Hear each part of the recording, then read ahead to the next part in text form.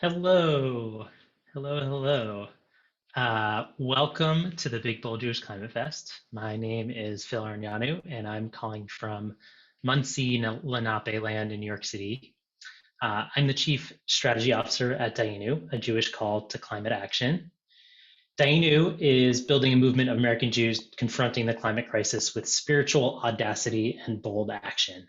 We mobilize Jewish support for climate solutions, we build our collective power, and we raise up a spiritual, religious, and moral voice in the national and global movements confronting the climate crisis. We're here today to talk about stopping the money pipeline, how banks, investors, and water protectors can move money to protect the planet and our communities. I'm excited to have three incredible movement leaders in this conversation today: Tara Hauska, Madeline Canfield, and Lindsay Mayman, who I will be introducing in just a few minutes. But first, I want to set the stage here, say a few words about what's at stake and why we're talking about the money pipeline and what we can do to stop it. So first off, I want to talk about a few numbers. The first number I want to talk about is 1.1 degrees. That is the amount of human-generated warming that has happened globally in the last century since the beginning of the Industrial Revolution.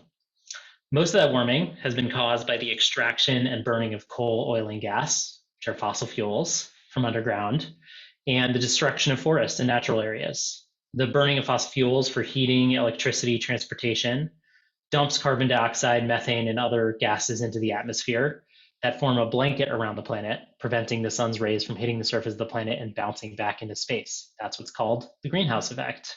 And that's what global warming is about. The more carbon and methane pollution we put into the atmosphere, the more the planet warms. Now, 1.1 degrees may not sound like a lot of warming, but it's already wreaking havoc on ice sheets and people's lives across the globe. More than a third of Americans experienced climate impacts in 2021, whether they were fires that tore through the West, historic floods on the East Coast, heat waves in the heartland, or hurricanes on the Gulf Coast. You really have to not want to be looking up to ignore this destruction. It caused more than $145 billion in damage, according to the National Oceanic and Atmospheric Administration. And we know that those impacts don't hit all Americans equally. If you're poor, Black, brown, Indigenous, young, disabled, or otherwise marginalized, you're more likely to live in a community that disproportionately bears the brunt of the warming and of the impacts of fossil fuel extraction, and you're less able to cope with the impacts. It's unequal. So here's another number that you should keep in mind: 1.5 degrees. That is the amount of warming that world leaders agreed to stay below at the UN Climate Summit in Paris in 2015. So this is a few years ago now. It's kind of an arbitrary number because any significant warming is bad for humans and bad for the planet, but it's what they agreed to, and it gives us a shot at avoiding the most catastrophic consequences of runaway climate change. It turns out that emissions have actually risen steadily since 2015, not fallen. Most countries haven't significantly reduced their greenhouse gas emissions. Some have even increased them a lot. And despite efforts from the fossil fuel industry to paint this as a problem for individuals, drive less, eat more local, reduce your own carbon footprint, it really is a question of collective action. I was just reading earlier today how during the pandemic last year in 2021, lots and lots of people stayed home from work, didn't commute, didn't take part in the economy in major ways, and yet emissions only reduced 6%. And that has actually bounced back in the last few months. So the question really is, how can we collectively take on the systems and industries that delay, deny, and keep dumping pollution into the atmosphere and into our communities? So to take a step back, Dayenu's overall strategy is focused on mobilizing Jewish Americans to confront the climate crisis. That means engaging Jewish individuals, communities, and institutions in advocating for climate policy at the federal and state level, like the Build Back Better Act, which you've probably heard about and is currently being debated in Congress. It also means engaging in elections in a nonpartisan way to ensure that candidates and elected officials know that climate is a top issue for Jewish voters and donors. We also often mobilize the Jewish community to join multi-faith and secular climate advocacy movements for example, by organizing 16 Hear the Call, shofar blowing actions outside of senators' offices around the high holidays, or showing up in Tara's neck of the woods to fight Line 3 with an interfaith delegation. We're hopeful that the Build Back Better bill will pass. It represents more than $500 billion in investments in sustainable energy and transportation, and investments in cleaning up communities impacted by pollution already. It really is one of our best shots at meaningful federal action under the current president. But we know that even if it passes, even if the biggest piece of federal climate legislation that we've had thus far in our history passes, big investments in clean energy really aren't enough to get us back to the climate safety zone and to put us back on track to stay below that 1.5 degrees that was agreed to at Paris. The math just doesn't add up. So we need to stop drilling, mining, and burning those fossil fuels. We really just need to keep them in the ground. And communities are doing that. Communities across the country and the world are fighting back against extraction. New York State banned fracking a few years ago after a long drawn out fight. And California is planning to put on limits on oil drilling. And indigenous communities across the continent are blocking pipelines, mines, and drilling rigs from being built. These local efforts are crucial, but they're not enough on their own to stop Exxon, Chevron, Shell, and the other big companies from drilling and burning and transporting fuels for profit while the planet burns up and our communities continue to get polluted. So that's really what we're going to be talking about today. What can we do collectively to keep fossil fuels underground, to protect our communities and the planet? And how can we do that using one of the most powerful tools we have at our disposal, money? So I want to introduce some of our illustrious panelists here. First up is Lindsay Mayman, who is the media director and for climate finance at Stand.Earth, and has spent 7 years previously on 350.org's communications team, where I first met her. Lindsay has nearly a decade of experience working on fossil fuel divestment and reinvestment in climate solutions. Lindsay, I would love for you to sort of talk about your work a little bit, and also say a little bit about the connection between fossil fuel companies, investors, and climate change. Thank you so much, Phil. And it's really great to be here. It's such a joy to kick off a new year together here. I am calling from Muncie, Lenape land in so-called New York City. And for those of you who might not be looking at your screen, or for accessibility, I have white skin, shoulder-length blonde hair, and there is some wood panel art behind me. So on that question of the connections between fossil fuels, investors, and climate change, the fossil fuel industry is considered one of the wealthiest industries in history, and they haven't gotten there alone. So we're following the money. And specifically, we are stopping the money pipeline between investors and financial institutions like banks, public pension funds, and insurance companies, and coal, oil, and gas corporations that are using that money to build poisonous pipelines, to extract from our communities, and to harm our land, water, and air. And just for perspective, a report last year revealed that if the financial services sector was a country, it would rank as the world's 5th largest greenhouse gas polluter, the 5th.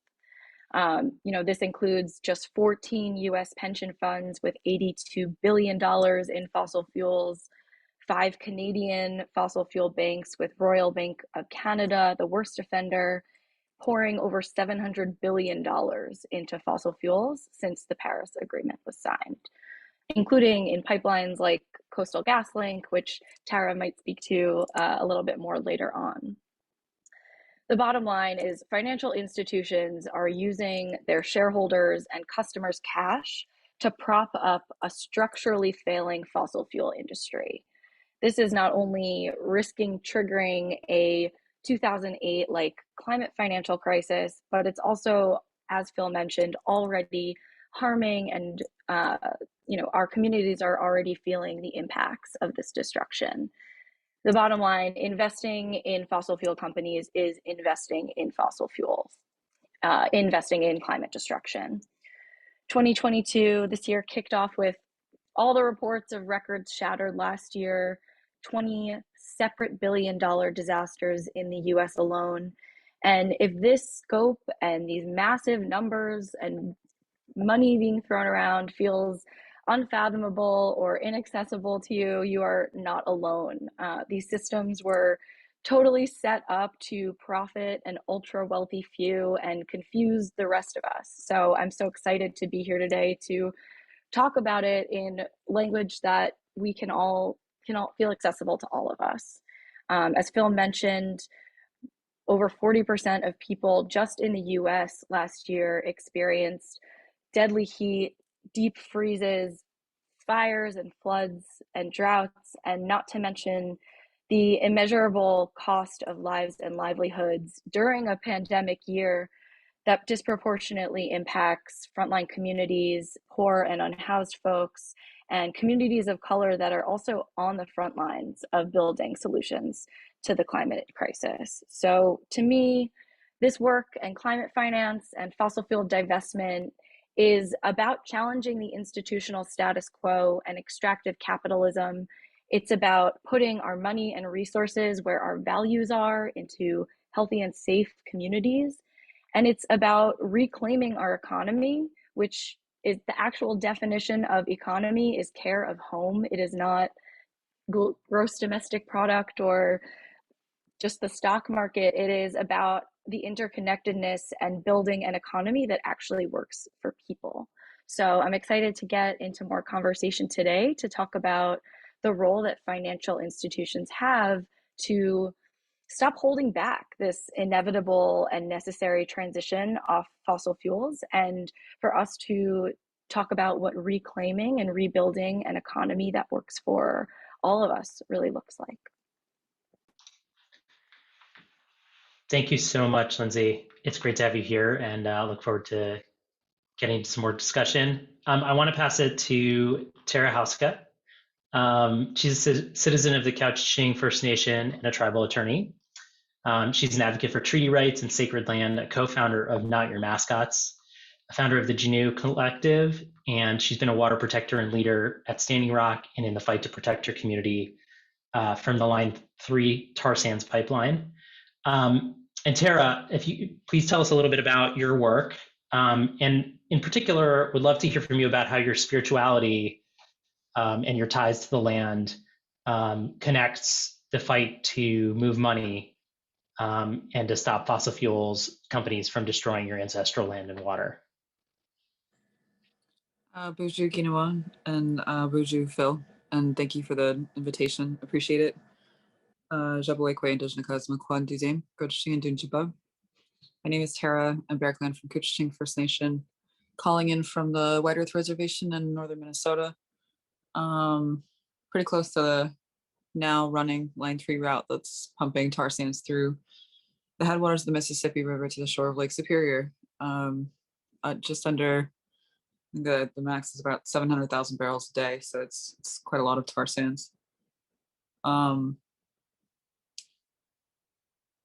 When we engage in frontlines work, which is the bulk of what I do, and when I say frontlines, I mean people out on the physical land itself, working with community and engaging at times with the physical blockading of these projects that are so resisted through the court systems and through campaigning and through environmental legislation and through finance campaigning and all these different pieces. Yet so often we are still stuck in a situation where there is a mine next to the boundary waters, where there is a coastal gas link pipeline being fought by the Wet'suwet'en people for many, many years at this point, very clearly against their will, very clearly in violation of their sovereignty, their unceded territory. And these fights happen all over North America. They happen all over the world. The spirituality pieces of this work are really, at least for me, it's what guides the work. We are not only physically putting ourselves in front of the machines and showing people, teaching people about what it means to protect our relative, trying to unlearn the patterns of the earth as a resource to be consumed by human beings, but instead as a relative that we are supposed to be in community with, that we were for many, many years, for thousands of years, until very recently, in which we've convinced ourselves largely as a species that we are in domination of nature. Um, it's a spiritual act that is one of connection, of reconnection, of respect and mutuality, to see a relative being harmed for greed and for um, egoism, the egoism of humankind, and to try to stop that. And that can take physical acts. It can also be, all the other places and spaces I mentioned, which can be boardrooms, it can be shareholders meetings, it can be Congress, it can be all those other places. But the front lines pieces, I think, for me at least, are really about standing with these words of climate crisis and climate disaster and code red and all these buzz phrases, existential crisis, mass extinction. Those are not light phrases. And I think the work of frontlines land defenders is commensurate with what's actually happening, which is self-destruction. So yeah, the spirituality pieces are what ground us and keep us. I think the prayers that are sent from so many places when these fights are occurring are part of that work. It helps to keep you going. And one of the most beautiful pieces I've experienced of any sort of work like this, movement work, has been the coming together of different faith traditions. Faith is such a powerful calling. It's something that I think is a recognition that we are humble, that we are humble in relationships to other beings. And that's no matter what faith tradition you have, whether there's, multiple gods, a god, maybe you're, in a kind of like theist situation where it's not necessarily a one being. But at the end of the day, all of it has to do with our relationships to other beings and our understanding of our own place, which is finite in the universe. That there's more than just us, right? And that's nature, right? That's the fact that we are part of nature, that we recognize that in our work. And the coming together of those faiths has been so incredible and humbling and beautiful and powerful. Like the Jewish delegation that came out, like other delegations of folks who have brought their prayers and their songs and their hearts and their will and their love for future generations and for all the human beings that are living downstream. So yeah, spirituality, very, very powerful tool in our fight for what is right. Nikolaj? Thank you, Tara. And so much gratitude for your many years of dedicated action on the front lines. I was really struck by the idea that you presented around humility. In Musar tradition, a specific tradition within Judaism, we talk about anava, and that roughly translates as humility, but it's also about stepping up into your power. And I know that's something that you've done so much of in the last many years and given so much of yourself to. So just huge gratitude for all the work that you've done, and the fight that you've led there. Some of us can make it out to places at frontline fights when invited. to put our bodies on the line, and we will do that. And some of us can take action at home. One of those people is Madeline. Madeline Canfield is a sophomore at Brown University. She's originally from Houston, Texas, where she co-founded the Houston Climate Strike. She serves as the organizing coordinator for the Jewish Youth Climate Movement, and has been organizing with the Sunrise Movement as well. Madeline, would love to hear a little bit more about your work here in New York and elsewhere, and in Rhode Island. You recently helped organize a direct action at the headquarters of BlackRock, one of the world's largest asset managers and investors in coal, oil, and gas projects worldwide. Can you tell us a little bit about why young people like yourself are targeting financial institutions? Yes, hello. Thank you, Phil, for inviting me and for the lovely intro. It's so honoring. I feel really honored to be in this space with Tara and Lindsay and you, Phil. It's just such incredible movement leaders who've inspired me. I think a lot in youth organizing and in Gen Z culture, and specifically, we navigate those feelings of feeling that collectively a lot of us have inherited this crisis, and that there is animosity towards certain people of certain generations, and that holding that in conflict with the fact that, especially as a Jew and as someone who organized with people of so many different racial, cultural, ethnic, and spiritual backgrounds, we all came from communities that really valued our ancestral wisdom. So being in a space with people out of all series of your organizing lives, all of you are young, but also, older than me. I really appreciate that. Before I begin, I want to say my name is Madeline. I use she, her pronouns. am currently where I have grown up all my life in Karankawa land in what is now known as Houston, Texas. And I often organize living on Narragansett land in Rhode Island, but I'm not there currently. I think this is such a broad question of how did the climate movement get to the point where we are at, where we are moving forward on climate finance. And I want to speak to how this idea of hope moves how our movement works. I was really enjoying listening to Tara talk about faith and that struggle.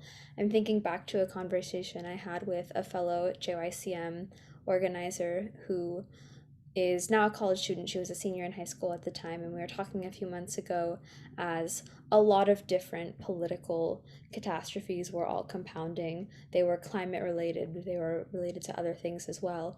And she was saying to me, Madeline, it's really hard to hold hope in our organizing. How do we continue to move forward and feel that what we are doing is worth it, that there will be fruitful results to this projects that we're constantly doing. We're doing actions, we're doing advocacy. And we had a lot of conversations back and forth, and I thought about this a lot in relation to the Build Back Better Act. JYCM did a ton of advocacy around it, and we were really excited. It's gonna pass. It's gonna pass in September. Okay, it's gonna pass in October. Okay, it's gonna pass in November, and here we are in January. And it's really sometimes disheartening to feel those blows and to watch what feels like an opportunity for your future to salvage what we hold sacred and to watch it slip away. And one of the things that I ultimately said to her and that we kind of stumbled upon is this idea that we turned it back to Jewish tradition, and we were thinking faith is a big part of that historically, but also it's dwindled constantly, and that never stopped anyone from holding their Jewishness central to themselves and to continuing the rituals and continuing the traditions. And to me, organizing feels less about the practicality of that faith. We experience things called burnout all the time and questioning our endeavors, but more about the continuation of the ritual and the tradition and the teachings, even in the face of existential catastrophes. So that was something that we ultimately stumbled upon that felt like a substantive answer. Okay, we do this thing because it's the only thing that we have. And that became climate finance for us. So I come of age, Phil mentioned that I started a local climate strike organization. It was part of the big climate strike movement of 2019. And when the virus hit, when COVID started, the big plans for massive in the streets Earth Day striking were completely jilted and we went online, but it caused this realignment. We said, well, what are we really doing here? Is this performative activism? Do we really need this many people in the streets? What is it? What is the power of mass mobilization? But also, what's the power of potentially trying a different tactic? Let's, if we're questioning our faith, let's think about the rituals that we're using in the movement. And so, movement wide in the climate sphere, especially among young people, we started turning to movement leaders who were older than us, who had been doing this work for a lot longer, and who were, like Lindsay and Tara, doing a lot of work on climate finance.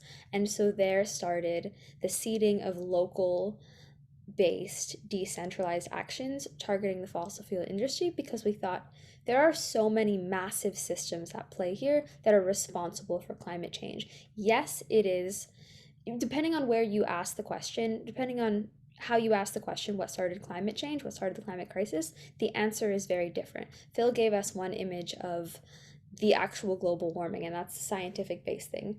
Often when people ask me what caused the climate crisis, I'll turn to those systems. I'll say we can talk about colonialism and how the Industrial Revolution coincided with that white European extractive land-based use. You can tie it to white supremacy, you can tie it to corporate capitalism and lack of regulations, you can tie it to so many different major systems. And so while we look at the politicians, sometimes we realize we needed to shift gear in order to revitalize that faith and to change our, as I said, traditions, and look at the monetary holders who were another major system causing this crisis. And in many ways, our power there is different, because public pressure can cause politicians to act, but sometimes, as we've seen, one person has a certain power. Whereas with climate finance, it's different. We can get into those meetings. I've had friends who've had major meetings with huge executives at the big banks, and they have said, basically, these are difficult conversations to have, but what I've heard from my friends who are doing this is that putting on actual pressure is something that they feel intimately, because these banks, these institutions like BlackRock, which is not a bank, but they invest money, and that's why JYCM went and we shut down BlackRock's headquarters. We were thrilled about it. They feel the pressure when they don't look good, because they're supposed to be, in the same way that politicians are, supporting the people by managing their money. And if they aren't, and if we as young people say, I refuse to bank with a certain group, or I refuse to go work with certain companies or asset managers, etc., that has a lot of power, because you're seeing it on a horizontal generational level. People aren't going to staff your organization if they're not going to put money in your banks, if they're not going to show up to work. You don't have a business. And that's really, really powerful and frightening for these organizations, for these companies. We're not going to call them organizations. They are absolutely corporations. Thank you, Madeline. Really appreciate all the different considerations that went into yours and the Jewish Youth Climate Movement's strategy, as you sort of looked at BlackRock as one of the key levers there. So we're going to move now into discussion. There are already a few questions that popped into the Q&A. For folks in the audience, if you want to go to the bottom of your screen and click the Q&A button, you can ask a question that way, and we'll try to get to as many as we can get to. And I'll kick things off here with this question of, many of us think about fossil fuels as a personal problem, right? We use them in our cars to heat our houses. And that, I think, for many of us leads us to thinking the solutions are individual, right? Like we're driving less, we're growing more of our food locally, et cetera, et cetera. That's clearly important. But so why focus on these big banks and investors instead of our own personal lifestyle choices? Does anybody want to take that one? Can offer some thoughts. One, I think both should be happening, right? Which is like, whenever I see those, the graphics about the small little group of corporations that are like responsible for 40% of the world's emissions, that is absolutely true, right? And it's horrific, and we should think about that, and we should focus on those guys, and we should show up on their doorsteps, and we should rattle the, every aspect of their day to day, right? Which is like when you're targeting JP Morgan Chase and you're showing up over and over and over again. Like those are really important pieces. It's also important to recognize that those companies exist, the corporations exist through demand too, right? Like, so like we do have a lot of, I think, untapped power and agency, which is like rethinking a lot of these consumption cycles that we're in, like the thoughts that we need so much. Like, do you need that much? Like, do you actually need that? Probably not. You know what I mean? If we're looking at some apocalyptic movie or something like that, what do you usually need? You need like water, you need food, and you need your family. Like you need to be safe. Like those are like real needs, right? And I'm not saying that that's like necessarily quality of life that I would advocate for, but I'm saying like those are real thoughts to think about in terms of like our own personal impact and like our carbon footprint and all that.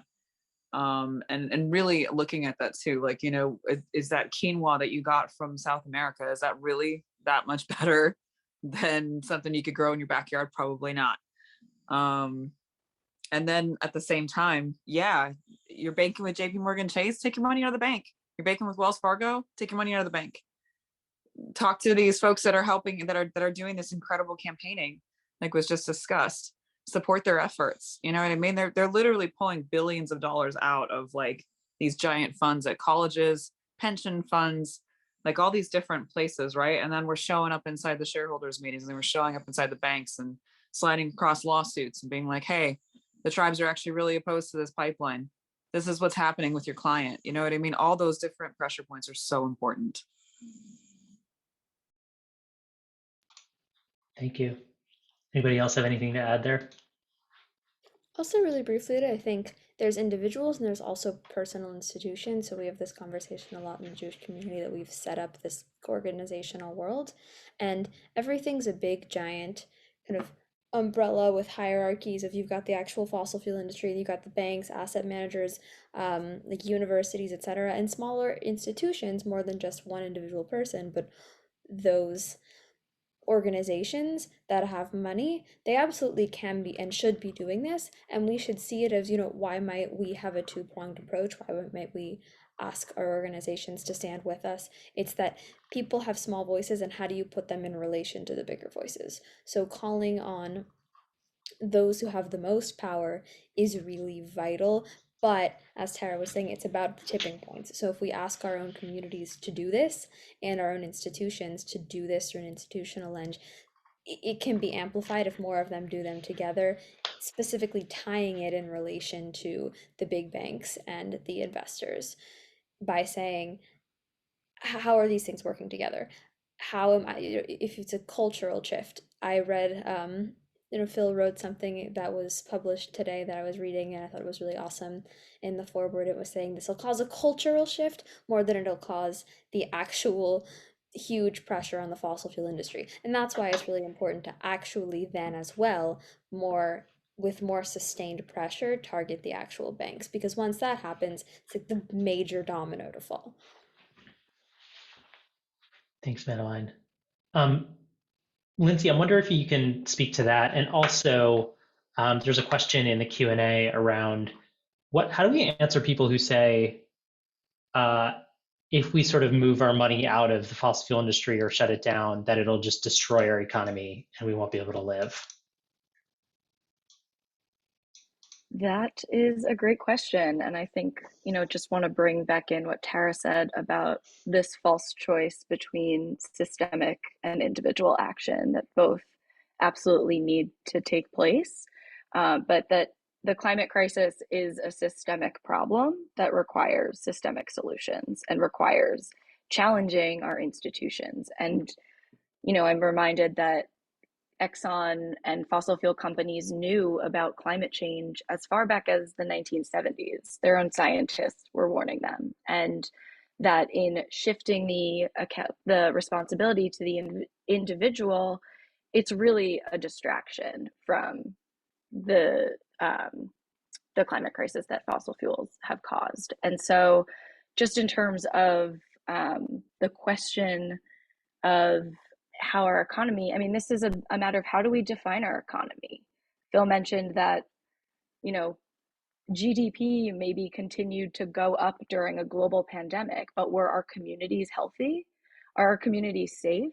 We are this quality of life that maybe there are pieces that the fossil fuel industry have historically brought to us, but they've also lied to us and told us that there are no other choices, there are no other possibilities. And so we're at this moment in time where we are, it's important that we listen to those on the front lines who are building those alternatives and those possibilities right now. And so again, I think this is about redefining what economy has meant away from business and corporations, and reclaiming that into how we treat each other, what our health and safety of our actual communities are. And yeah, so I'll just leave it at that for now.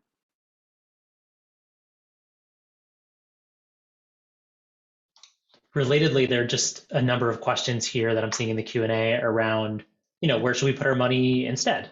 If not these banks, then where? So does anybody want to address that?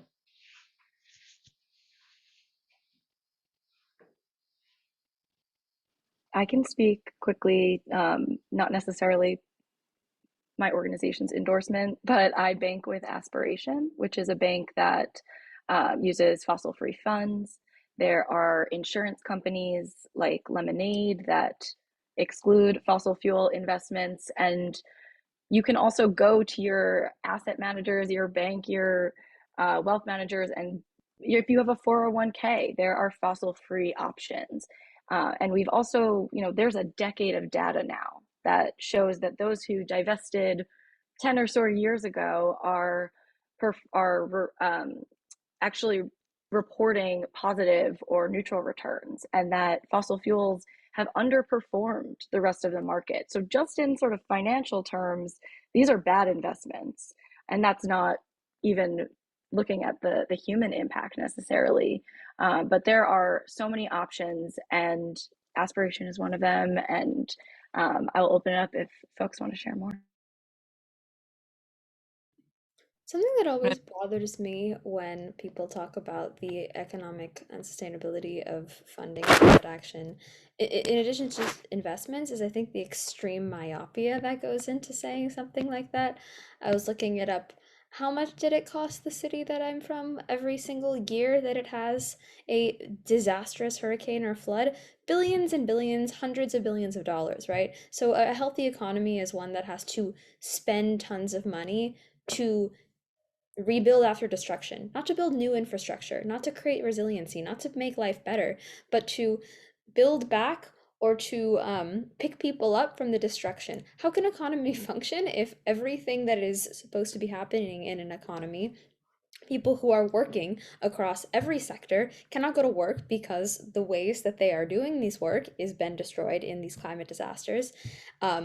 When climate change hits, it is going to be astronomical in how much we're going to have to deal with it. It's going to be an unthinkable system. So when they say it's not sustainable to redirect the money in our society, our economy simply couldn't handle it. No, no, no, no, no. Our economy cannot handle the climate crisis. It can't. So it's just absurd to me how nearsighted this argument is. It's just, it completely, there's this vast, vast dissonance. Tara, did you want to add to that? I was just going to say to visit Stop the Money Pipeline's website. There's like a whole list of like other banks and other places to invest your money that are fossil free. Yeah, that's it. Great, thank you. How will we know if we're successful in persuading big banks and money managers and even insurance companies who, are big investors in the fossil fuel industry? How will we know if we're on the winning side here? Oh, like at the end of the meeting when they tell you, you know what, you're right, we should pull out of this. Yeah. I mean, I think that okay, I'll answer just one little piece of this, I guess. To me, it's a win when we even get those meetings in the first place, right? Like that's enormous pressure that has to be enacted, like shutting down a BlackRock, like shutting down a Wells Fargo, like you close down an entire intersection in like downtown Seattle or Minneapolis, and you've got all these people that are out there, and all of a sudden Wells Fargo suddenly wants to take your call, right? And they're like, oh, maybe we do want to meet and talk about this project. I mean, that's a win in and of itself. It's a win every single time I see Jamie Dimon, the CEO of JP Morgan Chase, say something about climate. You know what I mean? Like, because he's just being dogged relentlessly by people talking about the fact that his company has like doubled down, tripled down over the last few years and invested 30% more into fossil fuels. You know what I mean? Despite the climate crisis. Sometimes you do get actually like just straight up wins, right? Where you see an insurance company drop the projects, like just outright drops it. Insurance companies are actually one of the, I think in my assessment of working on climate finance for these years, has been one of the more easy targets, just because they're the ones that have to like cover the costs of climate crisis. And when you come to them and bring these stories of like, this is what's happening, this is what like, you know, is really going on the ground that your client's not telling you, they have a lot easier time dropping them, which can lead to all kinds of other things, right? Like they don't meet their requirements to build their project or whatever it happens to be because they can't get insured. Those are wins. Those are huge wins. And so are the little wins when you get like 10 people together. And I don't know. I mean, I've seen some college kids, like a little group of them that started out in freshman year. And then by the time they were seniors, they got handed off a project from the other seniors. You know what I mean? And like it, like all of a sudden, like Harvard is divesting. Like that's huge. Those are huge, huge wins. Thanks, Tara. I think you made a really good point there, which is that fossil fuel companies, the Shells, the Exxons, the others, are very unlikely to accede to our demands, because what we're essentially telling them is their business has to shut down, right? Their core business is a threat to the planet and it needs to end. Banks, investment managers, asset managers, insurance companies, energy is part of their portfolio, but it's not the whole thing. And there's a much lower bar for them to be able to sit down with advocates, particularly if Jewish institutions, other institutions are demanding that they move their money out of fossil fuels. They really have to listen to their customers in a way that fossil fuel companies just don't really need to. So there's a difference there when you're approaching financial investors versus the companies that are actually doing the mining and drilling. I'm curious, as we sort of round the bend into our sort of last few minutes here, what are some of the ways that Jewish communities, organizations, and leaders can join the effort to end the financing of fossil fuels and stop the money pipeline? Lindsay, you look like you want to take this one. Oh, well, I was going to mention, Tara said, go to Stop the Money Pipeline website. But I also think there is a growing network of folks across the US that are organizing for their pension funds, whether it's teachers or healthcare workers, that pension funds that are meant to protect, you know, the future and set you up to have a safe future are investing in fossil fuels, which are destroying that future. And so there are over 20 groups in the Climate Safe Pensions Network, and we could always use more people power. So I'm dropping a link in the chat if you'd like to join that. And I'd also just say a huge way that we know that we're winning is by this public perception. Madeline spoke to the reputational risk that banks know that they have. And also we know that fossil fuel front groups are taking note. We've divested over 1,500 institutions globally, nearly $40 trillion in assets. I can't even, like, 40 trillion. What is that even? That is just such a massive number. And that on the other side of that, ALEC is a fossil fuel front group, is pushing state bills written by coal executives to try to limit divestment. And to me, that's actually an indicator of success, that our opposition is taking note. They're trying to stop us in our tracks, even though it's a bad deal for pension funds. And so we are really building climate safe pensions. So please join, and excited to work with you all going forward. I'll add that I think it's really important, as is the thesis of JYCM's theory of change for Jews to show up with their communities in an action. So if you're part of whatever community that looks like a synagogue, a school, a JCC, a federation, an organization, however that is, those kind of institutional powers, you are often, those of you who are part of these organizations have the power to mobilize other people. So more than just saying, let's show up, let's join this movement generally as an individual, the way kind of structured organizing models function is that we get our communities to take action together. So that's why we led this action at BlackRock, where we had JYCM organizing it. We also got local synagogues to show up. We had rabbis getting arrested, leading their congregants in this action. So that type of model in which people who have leadership bring those who are in community with them to these actions. And yes, it is go to Stop the Money Pipeline website, participate in these campaigns, show up on the front lines like many did this past summer, fall, with all the Line 3 fights. And also join us in all the actions we're going to be planning. JYCM is already starting a Passover related action, doing a bunch of Earth Seders across the country targeting Chase. We want you to be there. Start one, organize one yourself. Reach out to me if this is something you're interested in, and don't know where to get started. But make a commitment to action.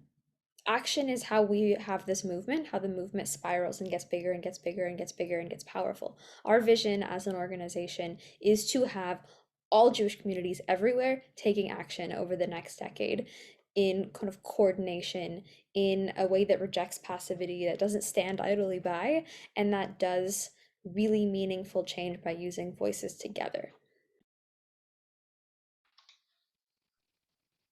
I'd add one piece which kind of brings it back to what your initial question to me was, Phil, which is, I think the importance of cultural shift and cultural change can't be understated. I mean, it or can't be overstated. It is such a need as human beings to reestablish our connections with nature and to really understand what that means. I think that as a species, we have forgotten a lot of that language. And as part of any sort of faith community, there is already that kinship and that connectivity and that fellowship that's there, and a willingness and an openness to hearing the words of others and to sharing in a space that's loving and safe.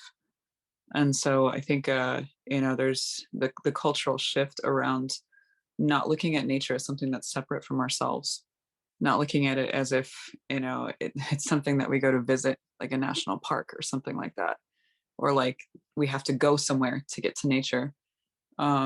Nature is around us all of the time in every single act in our lives. It's around us in concrete buildings, that are made of steel and glass and all of that. I mean, that's nature, right? It's just been manipulated. It's around us when we're in a Walmart, which is probably like one of the most disconcerting places, right? Like I hate going to those places, but it's still there, right? We've just manipulated it into something else. And when we shift our minds like that and begin to think in a different way, I think the stakes become much more personal. You feel, I think, a lot more onus and I don't know, I would say you feel a lot more connected to why you would want to show up to an action in the first place, like why you would want to do something that's a little bit more than standing passively by, because then you're part of that web again, that web of life and that web of connectivity. I mean, those are long time, like ongoing things that take a lifetime, right? But I feel like the faith traditions can really do a lot towards that and towards that thinking. Thanks, Tara. Any final thoughts from Lindsay, Madeline, Tara before we close this out? I guess I'll just say that getting involved in a committed way can feel really daunting, but there are so many resources, and I really hope that those listening take the initiative to learn from the leadership of those that they're in community with, frontline communities from Indigenous communities who are leading that spiritual reconnection with the specific land that we are on current, here, and young people who are pushing for this fight, and to know that this is a lot simpler than this is extremely complicated work. We all do work really hard, but taking action is simple once you commit to it, and there are so many resources and people guiding you. So I really think it's just extremely rewarding, and please do it. It is a lot less daunting than it sounds.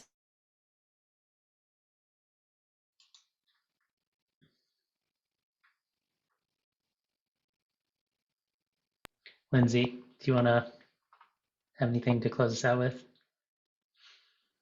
Sure, I'll just offer, and then I'll pass to Tara, that my climate finance work can get wonky, but for me personally, it's definitely connected to spirituality. I think a lot of us on this call are familiar with L'chaim, to life. This is not just about L'chaim is not just about living or being alive, but it's about life itself and the inherent interconnectedness of life itself. And so I think just grounding in those principles can make the wonky bring you back. It brings me back to, active hope and interconnectedness and in grounding by faith. Yeah, I was thinking along similar lines, which is, I mean, climate finance work is so wonky, right? Like it really is. And it feels really disconnected because it is disconnected in a lot of ways, right? Like you're working directly with like oligarchy and like extreme extraction and people who oftentimes have lost so much of themselves that human beings have become numbers and figures, that an entire culture is something that could be and should be sacrificed in the name of another project and another expansion of fossil fuels that are killing every last bit of life on earth. I mean, it's an arena of work that is can be really difficult to be in, and it can be hard to engage in such a structured space, and it's awesome when people are willing to like extend that olive branch of like, here's how you can get involved, here's a way to like get started. But yeah, I mean, I think the ways to navigate those spaces, or at least a bit of an offering to folks that are thinking about this particular step, is to also balance it out, right? Like I think a lot of climate crisis is really just about us being out of balance. It's about human beings being deeply, deeply out of balance with what we're supposed to be in the web of life, which is yet another, humble, pitiful creature, but we're not.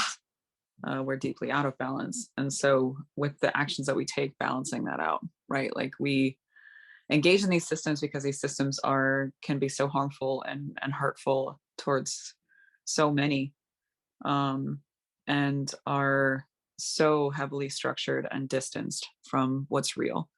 But when you bring those real elements in, when you bring in those stories of Gen Z, Gen Z is awesome. I mean, Gen Z is out there like doing stuff when they're like 20, when they're 18, when they're 13. I mean, I was working with some very, very young people over this last year, and it was incredible to see the level of commitment and the understandings of colonialism and like how we got to where we are and all that.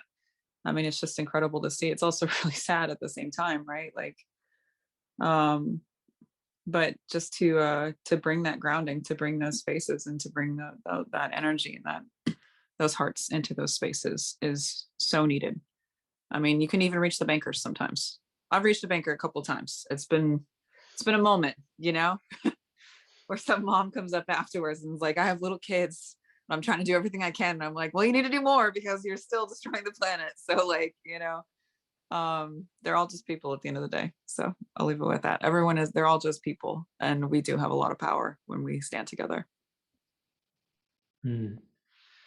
Beautiful. Thank you, all three of you, for such a powerful conversation. Really great to have you all. I'll just leave with this. I hadn't thought about this ahead of time, but Tara, what you were just saying reminded me of this teaching from Rabbi Tarfon in the Pirkei Avot, which says, it's not your responsibility to finish the work of perfecting the world, but you are not free to desist from it either. It's not your responsibility to finish the work of perfecting the world, but you are not free to desist from it either. We really look forward to seeing all of you out in the streets, on the front lines, in investment committee meetings, setting up your own Dayenu circle if you want to get engaged with us, setting up your own kavutzot of the Jewish Youth Climate Movement, getting involved with these crucial, crucial fights for our future. And with that, we're going to close it out. Thank you all for being here.